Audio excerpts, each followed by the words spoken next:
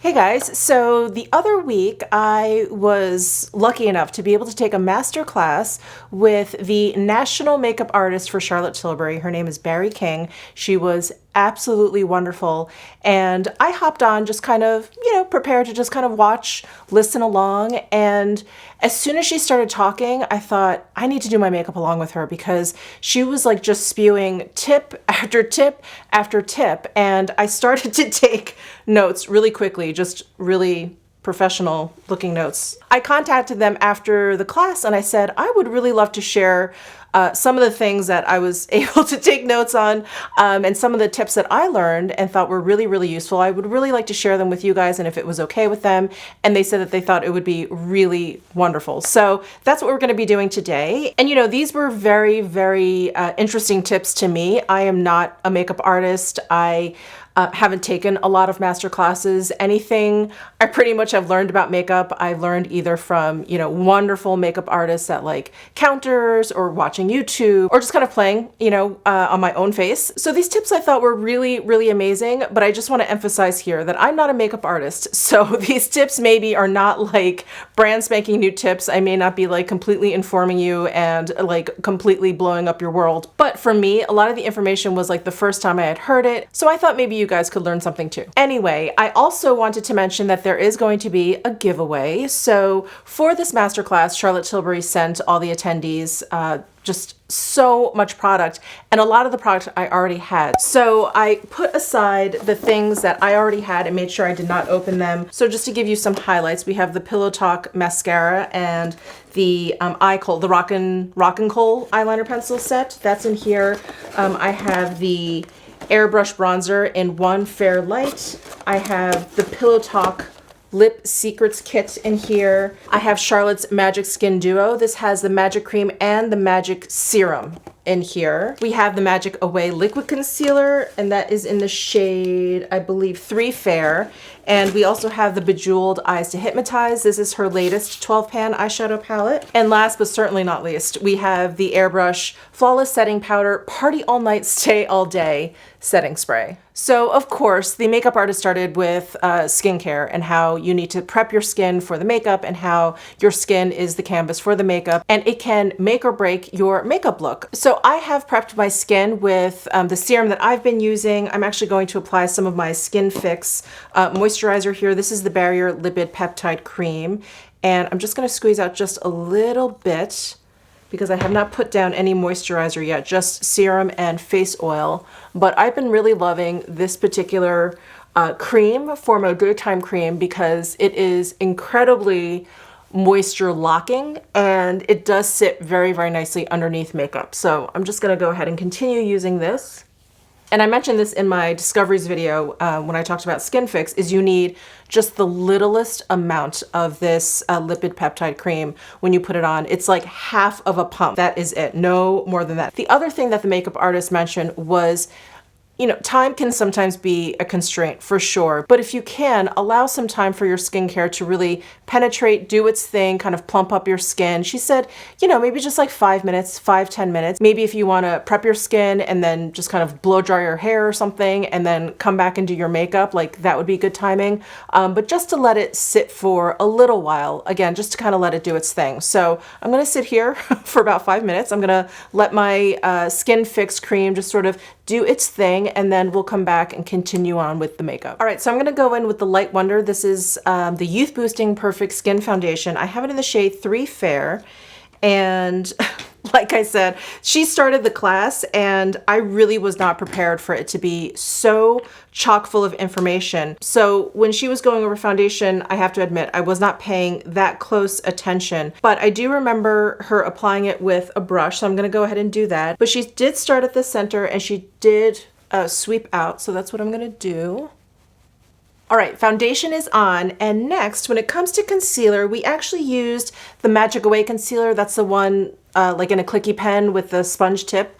But I'm gonna go ahead and use I think this is the Magic Vanish color corrector, and I have it in the shade 1. I just happen to prefer this one over that concealer. Of course, you can use any concealer. But she pointed out not applying the concealer all the way up to your lash line. She said if you apply the concealer just a little bit lower, like here, instead of right underneath your eye, it will actually give you more of like a brightening and awakening effect other than just kind of blanking everything out underneath your eye, which can just, you know, kind of like flatten everything out a little bit too much. So I'm just going to apply some of this, again, a little bit lower than I normally would. And I remember liking this effect a lot more than kind of just smudging it all underneath my eye, but just kind of focusing it a little bit lower and not bringing it all the way up, just kind of bringing it right underneath the area. I think this technique does a really good job concealing, of course, but it also kind of keeps this area looking very natural instead of kind of creating this like solid concealer look right underneath your eye. So I thought that was a really neat trick as well. The other thing she mentioned is, you know, she does like to tap in her concealer, that the heat, the warmth of her hands really helps kind of like melt the concealer in. And what she learned from Charlotte is that she'll do this with her fingers. She'll kind of like rub her fingers against her palm like this, and it kind of warms up her fingers and it helps that process even more. And when you do this and you put your finger on your face, you can actually feel the heat. So it's a really interesting little tip that I got, because sometimes I feel like, especially with like a heavier concealer, this one is not a heavy one, but I do have heavier concealers in my collection. And sometimes I feel like, you know, it takes a little bit to kind of spread it out. And this is very, very helpful for that. You can really feel the heat in your fingers when you do that. So again, another thing that she learned from Charlotte Tilbury is that Charlotte likes to like frame out the face first. So what she will do after this foundation concealer step is that she'll do contour and highlight next. So what the makeup artist said is that she really likes to create the framework for the face before adding any kind of color per se. So I'm gonna go ahead and use the airbrush bronzer. I have it in the shade 1 Fair. I can use either 1 Fair or 2 Medium, but because it is the winter time now, I definitely have not been tanning. I have not applied any self tanner. I do think the 1 Fair is going to work fine for me. In the summertime, I was using the 2 Medium. I'm gonna go in with this Charlotte Tilbury powder brush. So this brush is actually part of this brush set. This is limited edition for the holidays. Isn't this the most beautiful, luxurious brush case you've ever seen? It's actually one of those like framed kind of cases, and 4 brushes come inside. So this powder brush and then 3 eye brushes. And one of the PR managers over at Charlotte Tilbury popped onto the master class and was talking about how she uses this case in her purse to hold her credit cards. I was like, I'm totally gonna steal that idea, but isn't that adorable?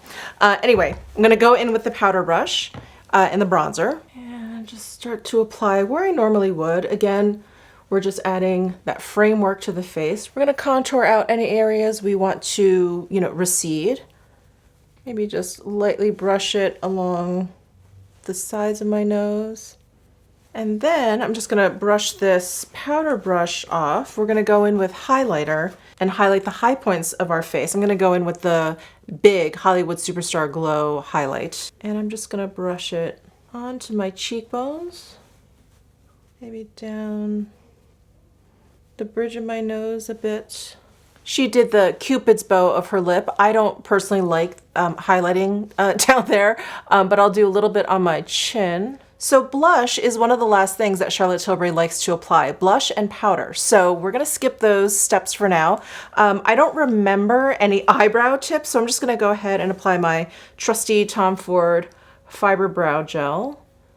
This is just the easiest brow product for me to use. And then as for eyes, we use the Bejeweled Eyes to Hypnotize.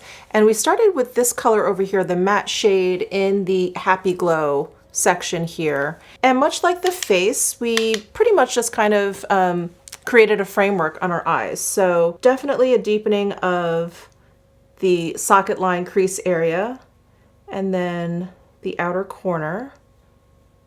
And in the class, we did a very, very basic eye. We didn't do anything really nuts. We kind of talked about the eye shadow a little bit more than actually applying anything too crazy.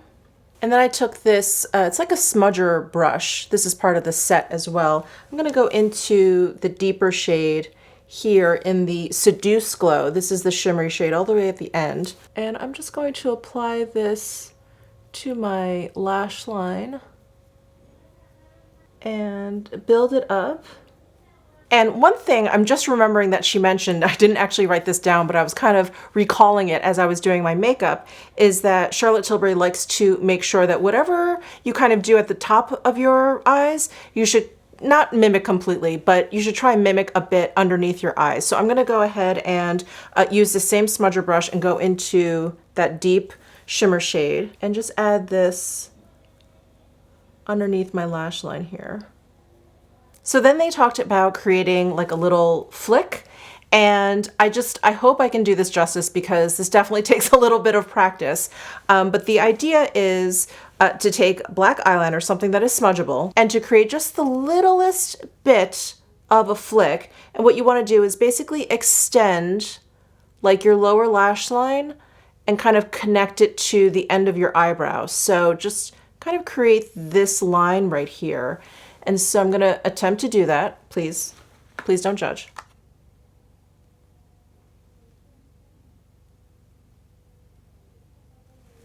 So obviously as long or as short as you want. Obviously I think a little bit of a longer flick is going to be a little bit more dramatic. So I'm going to keep mine pretty small here. And then from the end of your line, what you want to do is connect it to your top eyelashes. So she says to create like a martini glass. So this is one end of the martini glass, what you just drew. The upper eyelash line is the other side of the martini glass, and you just want to create the top of the martini glass. So I'm just going to drag a line over, and then she says, and then fill in the martini glass. I mean, she obviously is an incredibly talented makeup artist, but she made it look so easy.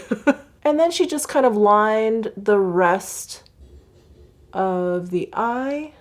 But at this point, what's important is to smudge out this line. So I'm gonna grab a little bit of this deep brown matte shade, and I'm gonna run it over the black eyeliner.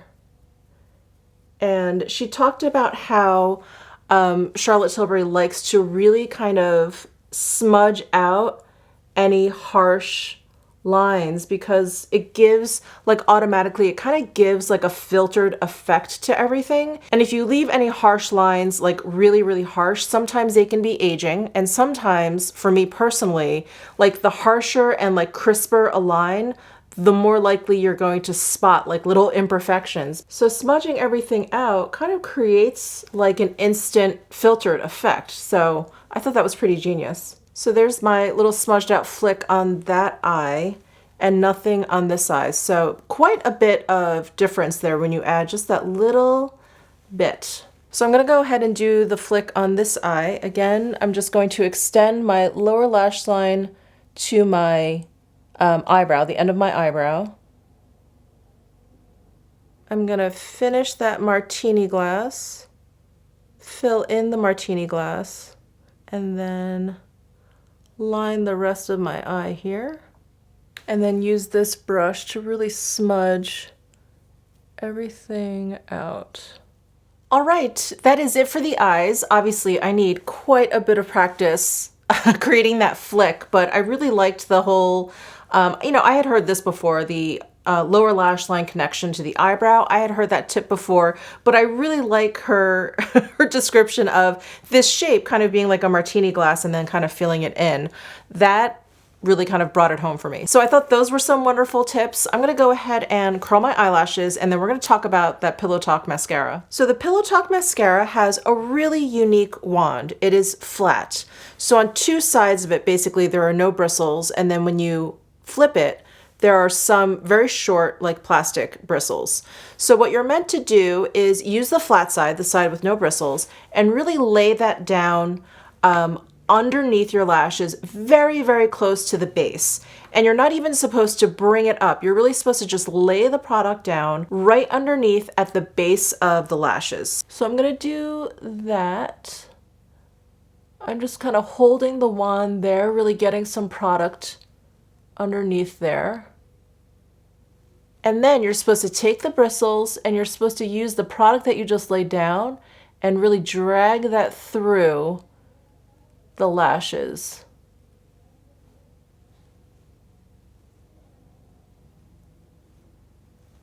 And what that's supposed to do is help your lashes stay curled. I'm very, very challenged in that department. Obviously, I'm Asian, so I have Asian hair and it's very, very, very straight. So I don't think this mascara necessarily holds the curl to my lashes, but I will say when I used that application technique where I just kind of press the product into the base and then kind of spread it out with the bristles, it helped a lot. When I was just kind of applying this, you know, just like a regular mascara, just with the bristles and going in, it really wasn't doing much for curl. But when I do it this way, it definitely helps a lot more than the other way. The other thing I will say is, you know, when you have a very, very like dark line to your eyelash, so a deep eyeliner, or you got your mascara like way down onto the base of your eyelashes, that's going to make your lashes look even longer because the root of your eyelashes are going to look receded. So this application of getting a lot of this very black mascara at the base of your eyelashes really makes your lashes look longer. It gives that illusion. So I think now that I know exactly how to use this mascara, I really enjoy it a lot more. It does wear very, very nicely as well. Next up, lip liner. And this is definitely a technique I feel like I've heard other places, or it's kind of an aesthetic that I've seen over like in the Asian countries like Japan, Korea, China. Like their lip look is always a little bit softer than here in the US. And it's like that smudged out lip liner look. So when the makeup artist was holding this master class, she mentioned how Charlotte Tilbury likes to smudge out lip liner. So I'm going to apply some of the Iconic Nude. And she did also talk about overlining your lips or overdrawing your lips to make them look a little bit fuller. And I've mentioned this on my channel before, but if you want to make your lips look a little bit fuller, you definitely want to kind of concentrate on the center half of your lips. You want to overdraw in this area, but you want to make sure you're coming down where your natural lip line is. Otherwise, if you overdraw your entire lip, it's just gonna look like you kind of messed up your lipstick application. So you wanna overdraw again, like the center half of your lips here. And then I'm gonna come down where my natural lip line is. And I'm gonna do the same thing for the lower. And I'm just gonna take my finger and very lightly run it over the lip liner just to soften it a bit. And I'm gonna apply Pillow Talk. And I'm gonna run my finger over it again. And then any spots that you feel like need a little touch up, you just go back in with your lip liner and kind of fill in any gaps or even things out if you feel like maybe it doesn't look quite as symmetrical. I never overdraw my lips, so this looks so strange to me, but I'm gonna go with it. All right, here are my Charlotte Tilbury lips, and the idea of smudging and softening the line, it's the same idea as the eyeliner. It's just to make it look a little bit more filtered, a little bit softer, not so exact, because I know in my experience, if I'm trying to get like a really exact lip line, all you can see are imperfections. All you can see is where it's not exact. So anyway, I really like smudging out my lip liner. I feel like that's something I've been doing for a while. The overdrawing my lips, I don't know if I'll ever kind of catch on to that because I don't know. It feels weird to me. It feels weird to me. But anyway, again, if you want to overdraw them, just overdraw them like in the center part, not at the corners of your mouth. So last but not least, we're gonna talk about blush and powder. So when it comes to blush, you know, I'm someone that really likes to put blush like right on the apples of my cheeks. I feel like it makes me look like I'm flushed and healthy, and I feel like it makes me look very, very youthful. But Charlotte Tilbury likes to put it a little bit further back on the cheek. And when I did it with her technique, I was surprised at how, you know, lovely that looked too. So I'm gonna go in with that same powder brush that's part of this set. and I'm using the Pillow Talk blush. So you know with her cheek to cheek blushes, you're supposed to swirl your brush around the outside and then take some of the middle there. It doesn't really matter. You can just kind of tap around the outside if you want. But what she does in terms of application is she starts like right underneath the eye, right at the outside corner here. So like right underneath the eye here. And what she does is she brushes forward and creates a swoosh and then brings it back. So she does this like cupping action on the cheek. And I'm just gonna do it on this side so we can see the difference. And I'm not someone that usually applies blush like this far up. Usually I leave this area for highlight, but I think this looks really amazing. I feel like it lifts this whole side of my face. Can you see the difference? So I thought that was a really, really fun trick. So again, it's starting at the back corner here, bringing it forward and then swooping back.